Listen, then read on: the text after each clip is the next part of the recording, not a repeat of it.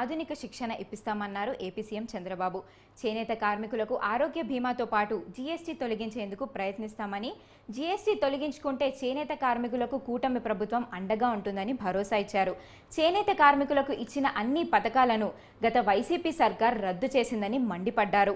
కార్మికుల ఆదాయం పెంచేందుకు చర్యలు తీసుకుంటామన్నారు. విజయవాడలో జాతీయ చేనేత దినోత్సవంలో సీఎం పాల్గొన్నారు. స్టాల్లో ఉత్పత్తులు పరిశీలించి చేనేత కార్మికులతో మాట్లాడారు. తన భార్య భువనేశ్వరికి 2 చీరలు కొనుగోలు చేశారు. చట్టసభల్లో వెనుకబడిన వర్గాలకు 33% రిజర్వేషన్ల కోసం అసెంబ్లీలో తీర్మానం చేస్తామని ప్రకటించారు. ఇది పార్లమెంట్లో చట్టరూపం దాల్చేలా పోరాటం చేస్తామన్నారు. నెలలో ఒక్కరోజైనా చేనేత వస్త్రాలు ధరించాలని చంద్రబాబు పిలుపునిచ్చారు. నామినేటెడ్ పదవుల్లో బీసీలను న్యాయం చేస్తామన్నారు. ఇదొకటి డిజైన్ సెట్ ఉంది, అదొకటి వ్యాక్సిన్ వ్యవస్థ తీసుకుంటుంది. ఫోటో కూడా వేపిస్తా.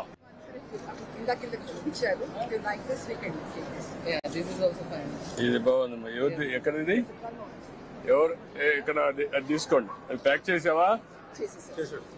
ఇట్రా, డబ్బులు ఇవా.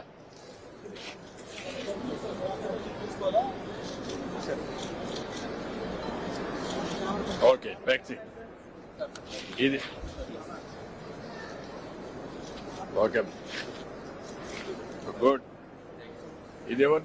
చేనేత రంగం ప్రభుత్వ నిర్లక్ష్యాలతో తీవ్రమైన సంక్షోభంలోకి వెళ్ళింది.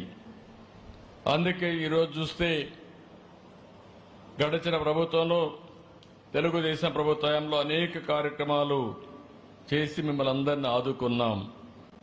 కానీ ఇటీవల ప్రభుత్వాన్ని మనం చూస్తే నేతన్న హస్తం పేరు చెప్పి మీకు అందే అన్ని రంగాల పథకాలను అన్ని రద్దు చేసే పరిస్థితికి వచ్చారు.